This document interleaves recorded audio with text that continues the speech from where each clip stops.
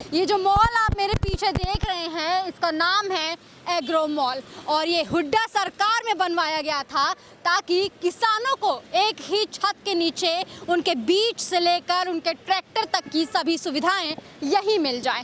और बावजूद इसके आज ये अपने बदहाली के आंसू बहा रहा है। यहाँ पर आज तक कोई काम नहीं हो पाया, यहाँ की एक दुकान आज तक नहीं बिक पाई है, ना किराए पर उठाई गई है।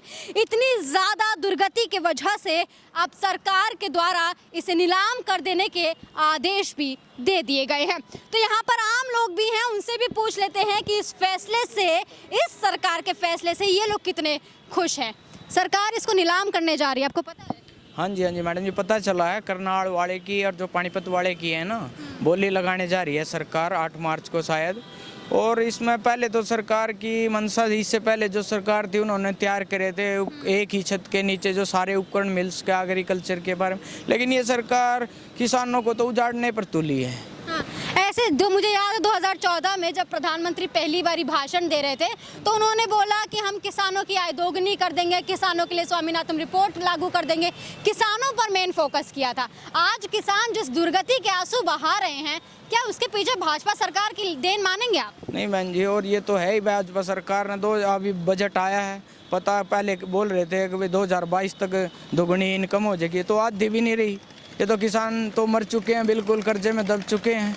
बताओ, इसमें प्रधानमंत्री या जो बीजेपी सरकार है बिल्कुल किसान के मामले में विफल गई है। अच्छा, हुड्डा सरकार ने बनवाया था ताकि किसानों को सब कुछ यहीं पे मिल जाए, इधर उधर भागना ना पड़े, उनकी फसल भी यहीं पर आके बेच दिया जाए, तो ज़्यादा उन्हें भागदौड़ नहीं करनी पड़ेगी। अब सरकार की क्या मंशा है इसको नीलाम करने के पीछे? देखिए, ये पहली बात तो ये सरकार किसान हितैषी नहीं है, बार बार ये किसान हितैषी बनने का ढोंग करती है। ये हुड्डा सरकार ने 2008 में शुरू किए थे और 2014 तक इनको पूरे हरियाणा को 4 एग्रो मॉल हुड्डा सरकार ने प्रोवाइड करवाए थे। एक पंचकूले का, एक करनाल का और एक पानीपत जिले का और एक रोहतक का। तो अब सरकार ने, हुड्डा सरकार की मंशा थी कि हम एक छत के नीचे अपने हरियाणा के किसानों को जो आधुनिक मूलभूत सुविधाएं हैं वो सभी एक छत के नीचे दे दें। तो इस मंशा से उन्होंने ये बनवाए थे। उन्होंने बहुत सारी दुकानें भी थी। तो हुड्डा सरकार के जाने के बाद, हाँ जी, तो हुड्डा सरकार जाने के बाद ये इन सरकार ने इसकी तरफ कोई ध्यान नहीं दिया, ना कोई वो। अब जो खट्टर सरकार का जो पहला कार्यकाल था उसमें कृषि मंत्री थे ओम प्रकाश धनखड़ जी। पहले उन्होंने इनको बोल दिया कि ये कामयाब नहीं, हम इसको बेच रहे हैं। और अब जो जेपी दलाल कृषि मंत्री है, अब उन्होंने कह दिया कि ये अव्यवहारिक है और हम इसको बेच रहे हैं। ऐसे कैसे बेच रहे हैं? ये किसानों की प्रॉपर्टी है और किसानों की प्रॉपर्टी के आप बिना किसानों की सहमति के कैसे बेच सकते हो? तो ये है, ये तो सरकार जो किसानों को जो सुविधाएं जो है उनको खत्म करने पे तुली है और समस्याएं उत्पन्न कर रही है बस। तो जैसे सरकार ने तो बोल दिया कि ये अव्यवहारिक है, तो उन्हें नहीं लगा कि थोड़ी से अगर फेरबदल हो सकते हैं तो फेरबदल करके इसे किसानों के लिए खोल दिया जाए? देखिए, अगर प्रयास करेंगे तो इसमें फेरबदल करके, इसमें जो मतलब जिस चीज़ के लिए बनाया गया था, इसकी जो दुकानें हैं उनको जायज़ रेट में उपलब्ध करवा के लोगों को, तो ये चालू किया जा सकता है, कोई बड़ी बात नहीं है। पर सरकार की मंशा ये है कि हम किसी तरह का इसमें कोई प्रोजेक्ट नहीं लाना चाहते। हमारा उद्देश्य है, हम इसको बेच के पैसे अर्न करना चाहते हैं। 200 करोड़ रुपए का प्रोजेक्ट था 4 मॉलों का। और तो हरियाणा सरकार क्या प्रधानमंत्री नरेंद्र मोदी की बेचो नीति के तहत ही काम करना शुरू कर चुकी है क्या? देखिए, हरियाणा सरकार तो, पहली बात तो हरियाणा सरकार का अपना कोई औचित्य नहीं है। वो तो जो केंद्र सरकार के कानून आते हैं उनके दिन काम करती है। अब केंद्र सरकार जब सारी चीजों को बेचने पे तुली है तो हरियाणा सरकार भी उसी नीति पे चल पड़ी है। अच्छा, ये हम एग्रो मॉल में घुस रहे हैं, ये गेट आप देख सकते हैं और इस पूरे मॉल को बहुत अच्छे तरीके से बनवाया गया है। पीछे आप देख सकते हैं लिफ्ट भी है और इधर सीढ़ियाँ बनवाई गई हैं, फायर की जो व्यवस्थाएं होती हैं, अग्निशमन यंत्र भी यहाँ पर लगाए गए हैं।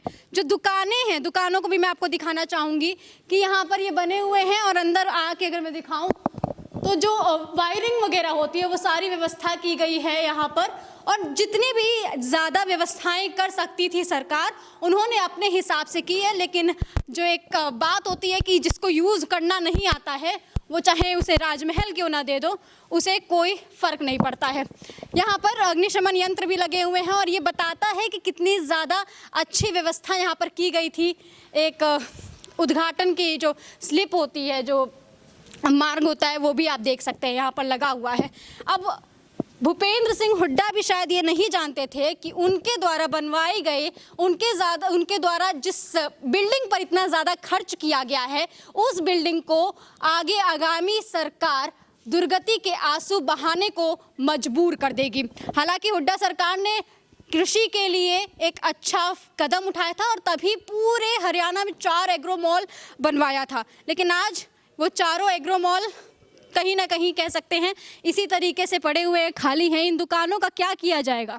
इन दुकानों को देखिए, पानीपत नगर मॉल, इसकी जो बात आई तो ये नगर निगम को किराए पे देने की बात थी। अब जो चीज़ किसानों के लिए बनी है, या तो आप उसको किसानों को सुपुर्द कीजिए, सुचारू ढंग से उसको शुरू करो और किसानों को उसको सुपुर्द करो ताकि किसान इसका फ़ायदा उठा सके। इसको बनाने का उद्देश्य ये था कि जो कृषि उपकरण है, जो खाद है, जो बीज है, ताकि वो सब किसानों को एक छत के नीचे मिले। और किसानों के यहाँ सेमिनार भी आयोजन किया जाए ताकि किसानों को मतलब जो आगामी जो सुविधा है वो किस तरह, किसानों को किस तरह फसल की जानकारी दी जाए, हर तरह की सुविधा दी जाए, उस तरह की सुविधा के लिए ये मॉल बनाया गया था। पर अब ये इनकी मंशा स्पष्ट है कि हम इसको नहीं चालू करेंगे, हम तो इसको बेचेंगे। सरकार कह रही है कि हम इसे आगामी हितकारी योजनाओं में इसका पैसा लगाएंगे। कौन से हितकारी योजना होंगे वो? अभी देखिए, इस चीज़ के बारे में तो मैं पता नहीं, बस इतना बताया गया कि हम इसका जो पैसा है, जो इनसे पैसा आएगा, हम उसको जन कल्याण में लगाएंगे। तो जन कल्याण करना है तो आप एक काम कीजिए ना, जो ये मंत्री एमएलए को इतनी फैसिलिटीज दी जाती है उस पैसे को कम करके जन कल्याण में लगा दीजिए। हम साथ हैं आपके। आप किसानों की चीज़ों को बेचकर जन कल्याण करना चाहते हैं, किसानों की धरोहर को बेचकर जन कल्याण करना चाहते हैं, तो आपकी मंशा स्पष्ट है कि आप किसानों को बर्बाद करना चाहते हैं। सरकारी संपत्तियों को सारे बेच के कह सकते हैं। हाँ, सारी सरकारी संपत्तियां। बजट देख लीजिए, पहले वित्तीय जो वर्ष था उसमें बजट था 2020-21 का था, उसमें 2 करोड़ और 2,48,000 करोड़ का बजट था किसानों के लिए। अब वो 1,100 रुपये करोड़ सीधे सीधे घटा दिया, 2,37,000 करोड़ कर दिया। क्या ये भाजपा सरकार का मेन टारगेट किसान ही है? देखिए, ये सरकार के ऊपर, सरकार, पहली बात तो सरकार में जो अधिकारी लोग बैठे उनको समझना चाहिए कि विश्व व्यापार संगठन हमारे देश के लिए इतने नहीं हो सकता। विश्व व्यापार संगठन हमारे देश का शोषण कर रहा, पर ये लोग क्यों नहीं समझ रहे? मुझे तो इस बात का समझ नहीं आ रही। अब अमेरिका बैठा, अमेरिका के आपने भी पता होगा, अमेरिका के सांसदों ने हमारे आवाज़ उठाई है कि भारत पर केस किया जाए, क्योंकि भारत गेहूं पर मिलने वाली सब्सिडी अपने किसानों को ज़्यादा देता है, 60 से 70% सब्सिडी देता है। जो अमेरिका अपने किसान को सालाना 42 लाख रुपए की सब्सिडी देता है, वो अमेरिका हमारे 15,000 रुपए की सब्सिडी पर कैसे आवाज उठा सकता है? बोल रहा था केस करो। क्यों करो भाई? तू अपने जो किसानों को सब्सिडी दे रहा है, पहले तो अपनी तरफ देख।